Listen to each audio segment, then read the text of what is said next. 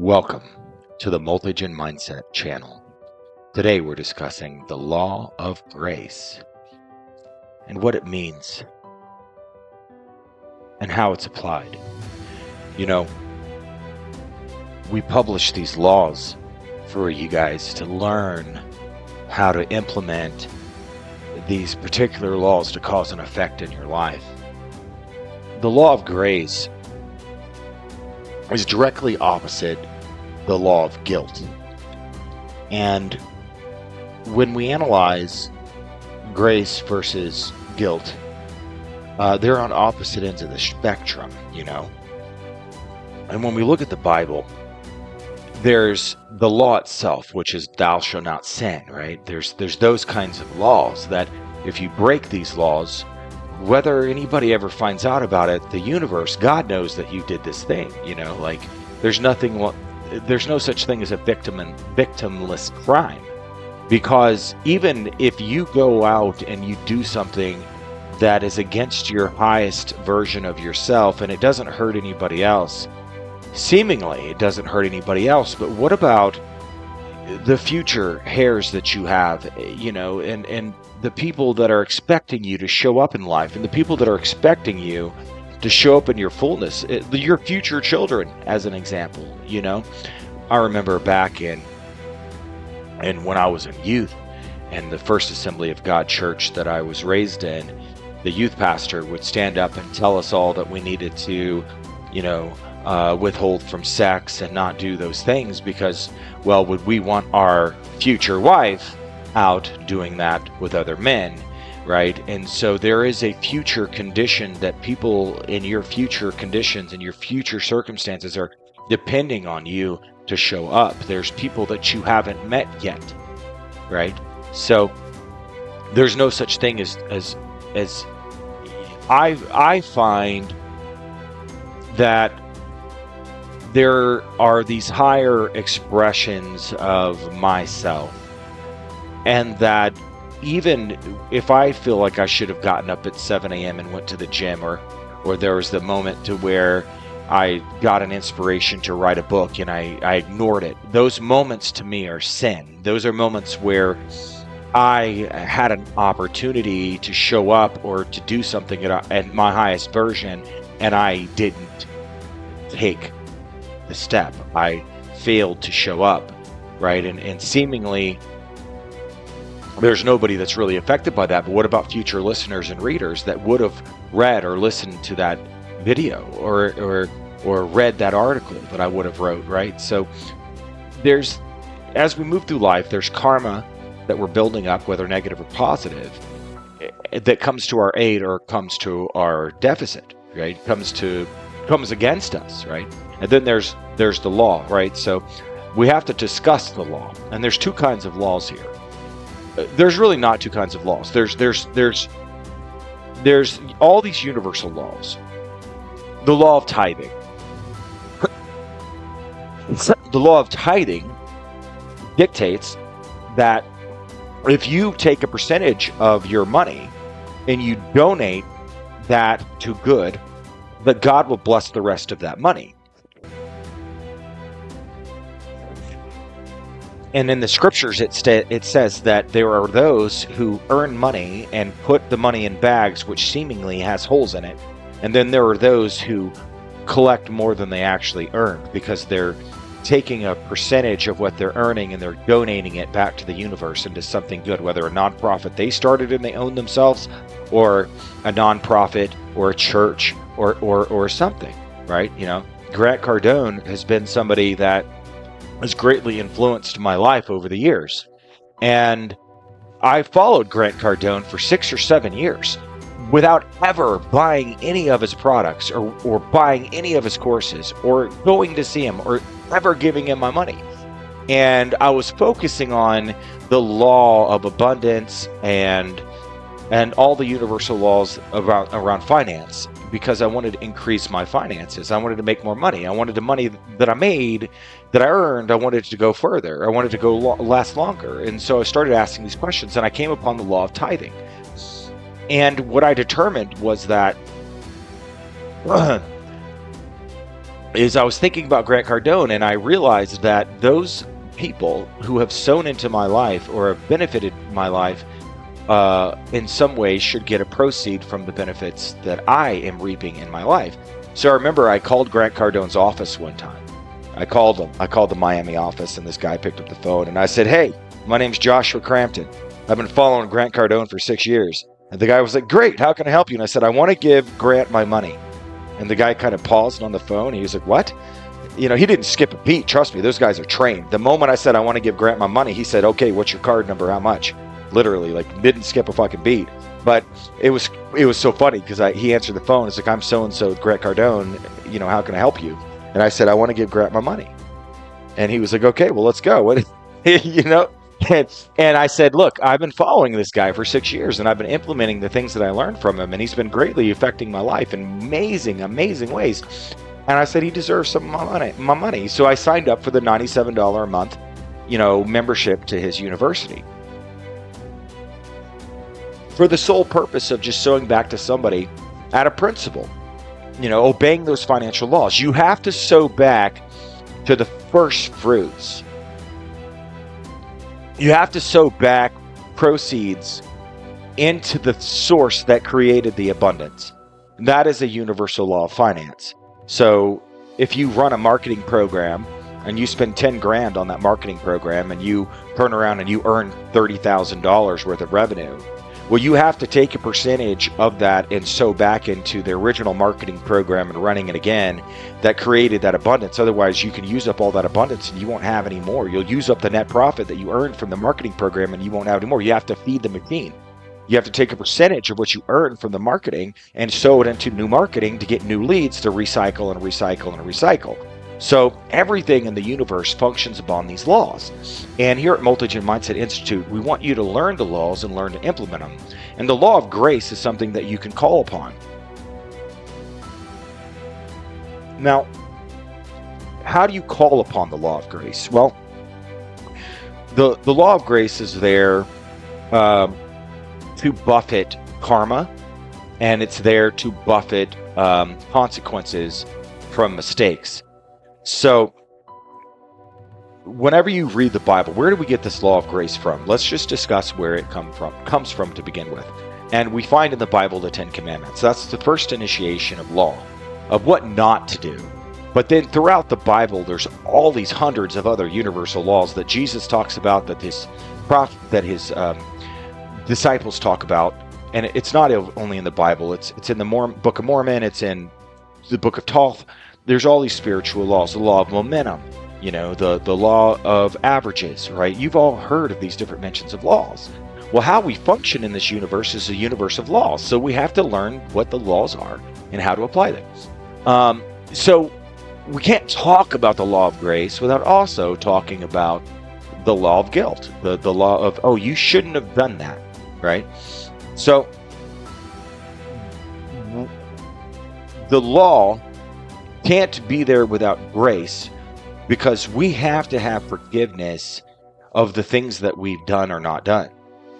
And this isn't that there's a judge that's sitting over you saying guilty, not guilty, right? That's not necessarily how karma works. People think karma is this big, bad, angry parent that's watching from the stars and spanks you when you mess up. And that's not karma. Karma is not there to punish.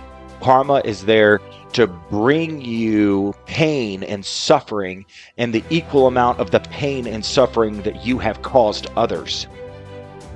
And it's there to awaken you and call your attention to your behavior so that you can adjust. Remember, the Bible says that God punishes. He holds accountable those that he loves, like a good parent. Spoil the rod, spoil the child, right? Use the rod, punish your children so that they learn right and wrong, right? So these are what we're dealing with when we talk about the law of grace and the law itself, right? So take, a situation where you mishandled, some money, and you didn't pay your tithe. You made some money, you didn't pay your tithes on it, you wasted some of it, you misused some of it, and now you're dealing in a situation where you're in a condition that you overspent and you spent more money than you should have, which is something that many of us have dealt with when we're not in a condition of abundance, right? So what happens when you want to apply the law of grace to that situation? Well, the first thing that you would do is one, you name it. You take responsibility by ownership. You would communicate to yourself and to God and to the universe in confession of responsibility of, hey, this version of myself, I wasted this money. It's not who I want to be. You know, I was only supposed to go out to the bar and have a few beers. Next thing I know, we're at the strip club. You know, whoever knows what has happened, right? You can call upon the law of grace, right? Because the law of karma is going to inevitably cause you to feel some pain from the mistake, right? So if you overspend on your finances and then you have to pay your rent and you don't have the money for it, that's pain and discomfort. So you can be in the situation of redeeming yourself from a mistake that you made that's costing you a bad condition, right? So the law of grace is something that we all need to learn how to apply, because it gets you out from underneath the law of karma, right? The law of karma says that what you reap, you will sow, right? And so we know this. We know if we know that if we break a girl's heart in some way or another, we are going to experience the same exact pain in the same way, if not more than what that girl felt, right? So it's the golden rule. You treat people how you want to be treated, right? And so when we're under the law of grace, the law of karma is less likely and less able to kick you when you're down. So the way that you apply the law of grace, and what I've done in my life, is confession, responsibility, taking confession, and then committing that thing to good and committing that thing to God, right? So, you know, I used to read this book that went over some of these spiritual principles, and one of those is transmutation. And when we're talking about the law of grace, we are also talking about the law of transmutation, of taking something bad and turning it good. Well, that is the functioning of the law of grace. So the example in this one book I used to read spoke about a man who broke his leg. He didn't do anything wrong. He was out skiing and he broke his leg. He didn't sin. He didn't spend too much money. He didn't cheat on his wife. He just broke his damn leg, which is a negative. It's a negative circumstance. It's a negative condition. It's a negative experience. Does that mean that somewhere down the road that man broke somebody else's leg? No, it just means he broke his leg. This thing happened, but he has to transmute it to good. So what the guy does is he writes a book about how to strengthen your muscles and your legs and how to ski safely so that other people don't break their leg. And he used the karmic episode of breaking his leg as a way to produce and make something positive, which is in essence transmuting something negative to good. When you hear people say a criminal went to prison for 20 years, and while he was in prison, he got a doctorate degree, he read books, and then he gets out of prison and he starts contributing to society in amazingly positive ways, that man has then transmuted something negative in his life, a condition of negativity, to a condition of positivity. That is the power that's been given you as a spiritual divine being, is the power to transmute something bad to good, you know? And people do this all the time. These are the hero stories that you hear. And sometimes we create our own deficits, we create our own sins, we create our own bad karma, and then we have to use the universal laws to overcome that thing, whether it's growing through it, learning what we did wrong, contributing it to good. There's got to be some transmutation that happens. And so the law of grace is not a free-for-all for you to do whatever you want. The law of grace is so that you can have a change of heart and say, hey, I messed up. This is where I messed up, and this is where I think I could do better. And in responsibility, you will activate the law of grace. There's been times in my life where I suffered and suffered and suffered, and until I got out of blame, until I got out of victimhood and became willing to be responsible for what it is that I was experiencing, or at least willing to be responsible to create a new condition out of the thing.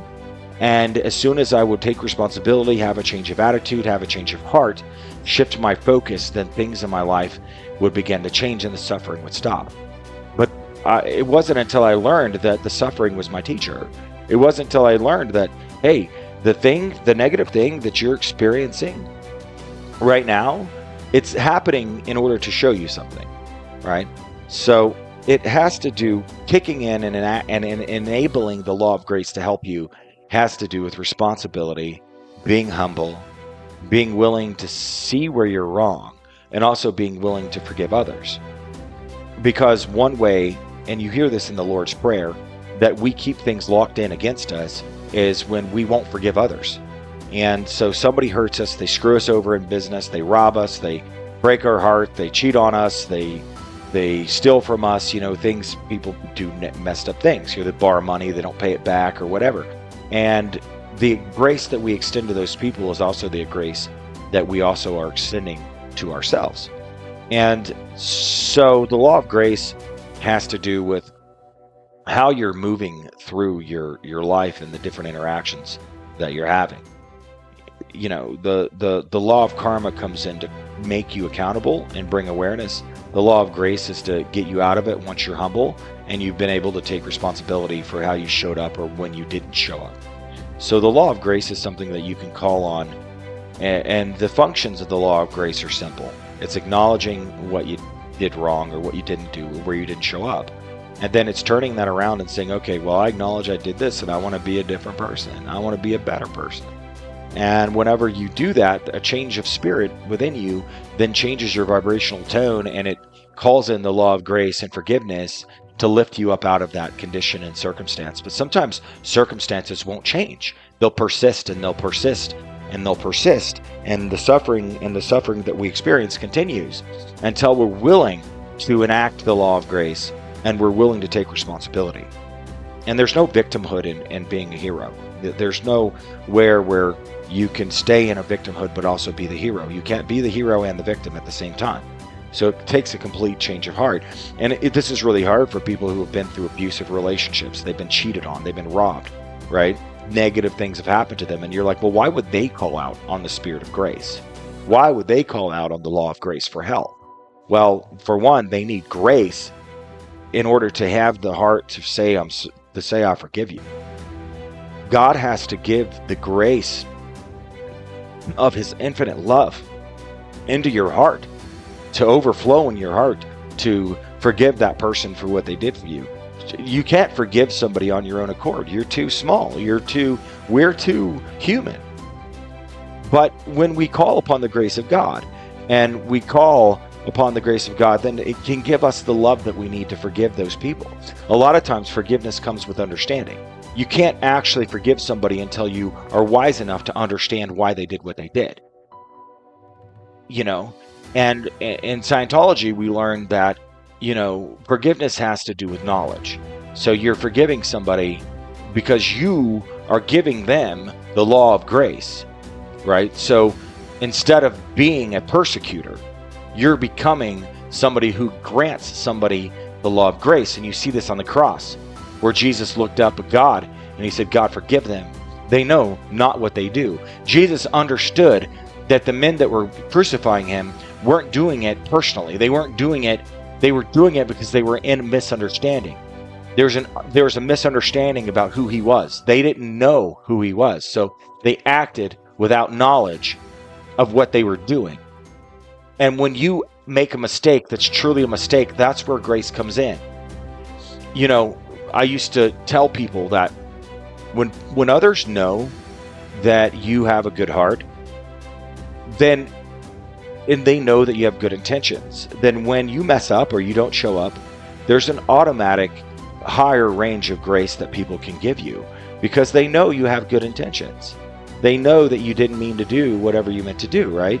So grace is important, not only for us to have grace from the universe and God for our miscalculations and our bad decisions, but also grace that we can give others when they fall short of showing up for us. And this makes a humble human. A lot of times we go through life carrying judgment. We're judging everybody. We're judging ourselves. We're judging what happens as good or bad. We're judging this person as trustworthy or not.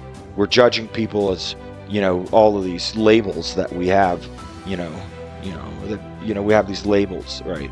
and we're judging people. And when we judge somebody, we hold them short of what it is that they can truly be. The reason why God forgives you is and gives you so many chances is because God sees the potential of who you can become. And he's allowing these things, these bad experiences, to come into our lives to call us to a deeper set of awareness so that we'll reach out to him. There's some stories in the Bible about people having sicknesses that kept them humble.